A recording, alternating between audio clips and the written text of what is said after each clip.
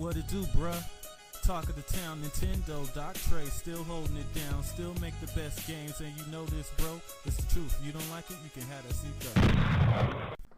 Alright, so I'm gonna hurry up and get this video out of the way because the Royal Rumble is today, and yeah, I'm definitely gonna be watching that. So, today's video, I'm gonna be discussing third-party relations and the Nintendo fan base. Now, the Nintendo fan base has had and has a very pessimistic attitude towards third parties. And the question is that warranted? Absolutely it is. Yeah, it is. But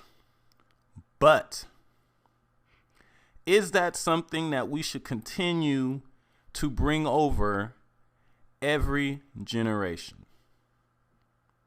Now, there are a few main misconceptions with Nintendo gamers and third parties. And honestly, part at least of the reasons for a lot of those misconceptions falls on us as Nintendo fans. So let me explain to you just what I mean and give you some examples here.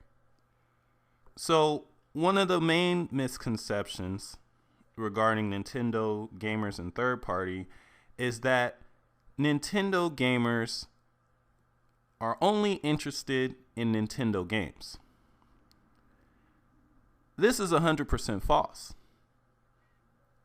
especially given that if you see, most Nintendo gamers also buy another system to get those multiplats, showing that Nintendo gamers do play multiplats and aren't interested in other types of games. Now, the question is,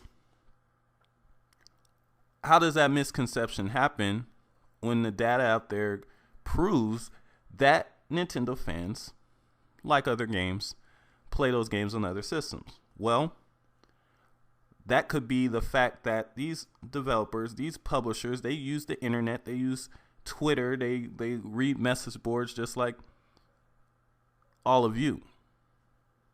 And they probably see Nintendo fans saying, oh, I'll just buy this on my other system. Oh, I'll just buy this on the PC.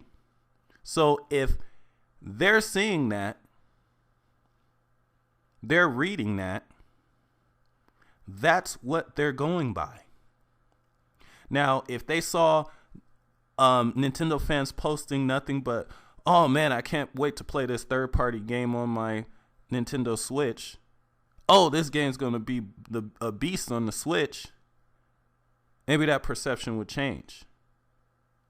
But if they see nothing but actual Nintendo fans saying that, oh, I'll just buy this on my other system, and then the Nintendo fans that are actually hoping for the games to come to the Switch are looked at like they're in a dream world, maybe, just maybe, that's part of the problem and part of the reason why that misconception happens.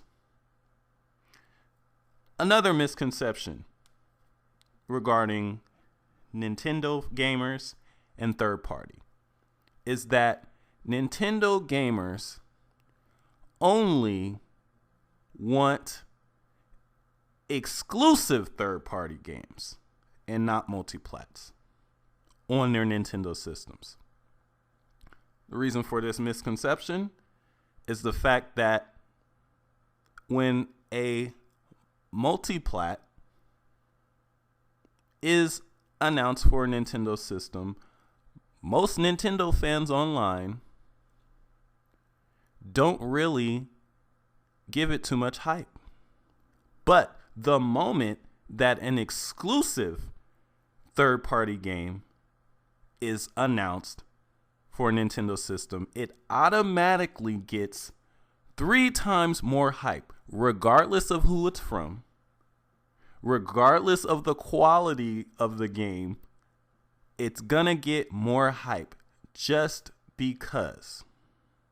So on a publisher and developers front, they think, oh, well, maybe they don't want multiplats. They only want exclusives. But exclusives cost more money to make and are a more risky investment, which is why a lot of them don't come. Now, like I was saying, if you're a developer or publisher or whoever, PR person, if you're looking at that and you don't see a Nintendo exclusive as a viable product, and you see that they don't care about multiplats being announced for the system, and you just decide altogether to not make anything. Right?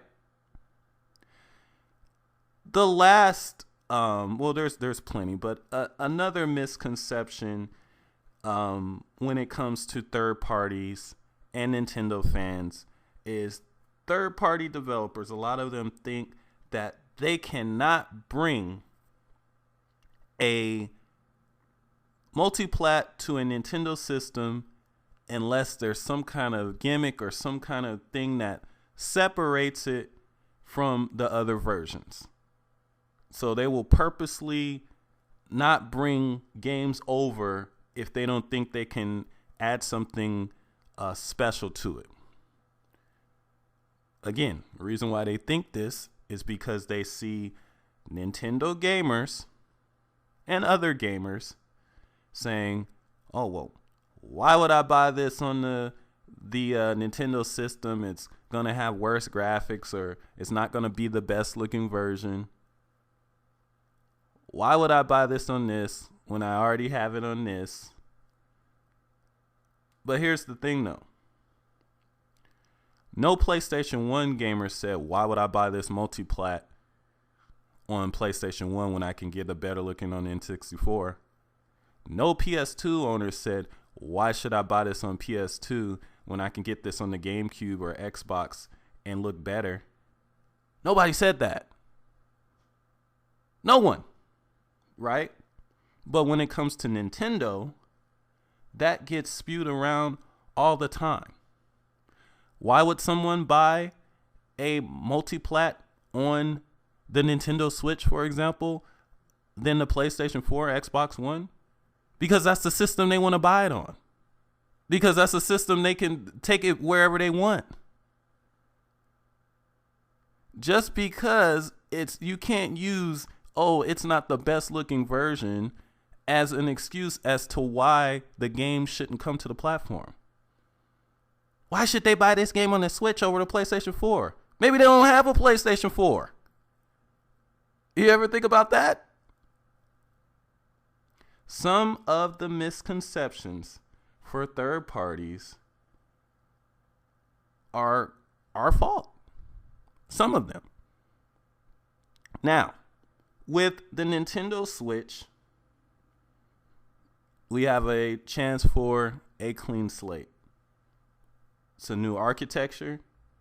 It's confirmed easier to develop for.